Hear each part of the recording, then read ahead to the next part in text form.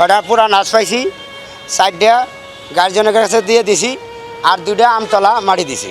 আসে দেখি তো খালি কন্তানমান খালি গুলির উপর গুলি। ওই আরতে দেওয়ার গলিটা আছে না, 4-5টা লাশ ওই জায়গায় পড়ে ছিল। তারপরে আসার পরে ভ্যানে করে 3টা লাশ দেখলাম, আর একটা লাশ ঢেলা তুলতেছে। এই যে হাত দিয়ে এরম করে দিব, ওটা দেয় না, ঢেলা তোলে। 5 আগস্ট কি ঘটেছিল আশুলিয়ায় বর্ণনা দিচ্ছিলেন মতিন মিয়া। আমি এই জায়গার তো নেই, 6টা পুরা নাচ পাইছি, 4টা গার্জিয়নের কাছে দিয়ে দিছি, আর 2টা আমতলা মাটি দিছি। স্বাধীনতার আগে জন্ম মতিন মিয়ার। পুরনো জিনিস সংগ্রহ করে বিক্রি করাই তার পেশা। এমন নির্মমতা এর আগে কখনো দেখেননি। আমার সামনে সাইফুল এমপির লোক আর পুলিশেরা গুলি করে মাইরে তারপর আগুন লাগাইয়া চলে গেছে। সরকার এত বড় পরেও গুলি চালাইছে বহুত। 5 তারিখেই তো পড়ছে থানাত, 5 তারিখেই থানাত পড়ছে। আইতে যে কোন ষোলোই ঠিক গেছে এটা তার আমি আসছিলাম না। তোমার নাচ দেওয়ার জাহাঙ্গীরনগর তো ছাত্র আইছিল, সেনাবাহিনী আইছিল। আমি ওকে লগন নিয়ে এই নাচগুলা 4টা নাচ গার্জিয়নের কাছে দিয়ে দিছি, আর 2টা আমতলা মাটি দিছি। এখন তো আমি ঘুম পাড়া হয় না, জীবনে এলো দেখিনি। আমার কেমন লাগছিল মানে, যারা এগুলা করছে এই সাইফুল এমপিকে আমি ফাঁসি চাই। হ্যাঁ, আমি একটা ফেরিয়ালা, আমি একটা গরিবের সন্তান, এই গরিবের সন্তানে করে মারছে।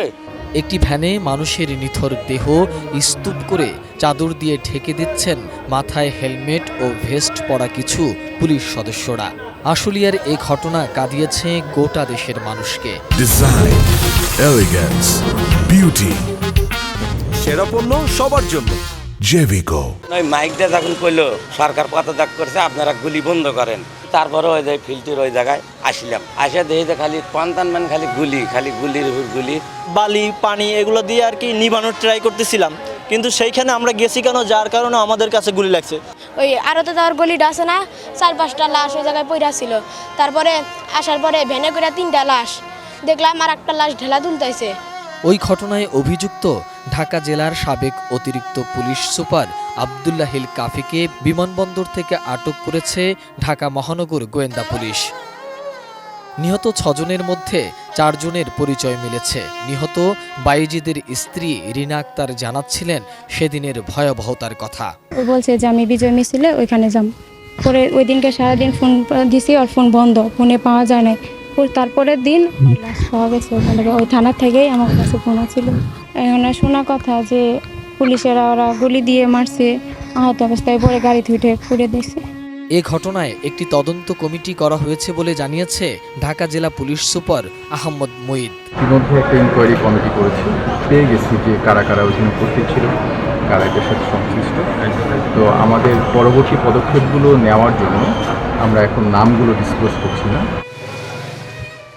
সামাজিক যোগাযোগ মাধ্যমে একটি ভিডিওতে দেখা গেছে একটি গাড়িতে লাশের স্তূপ জমা করা হয়েছে এবং সেখানে আগুন ধরিয়ে দেয়া হচ্ছে।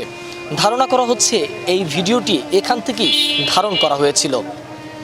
সোহাগ বিশ্বাস, এটিএন নিউজ, ঢাকা।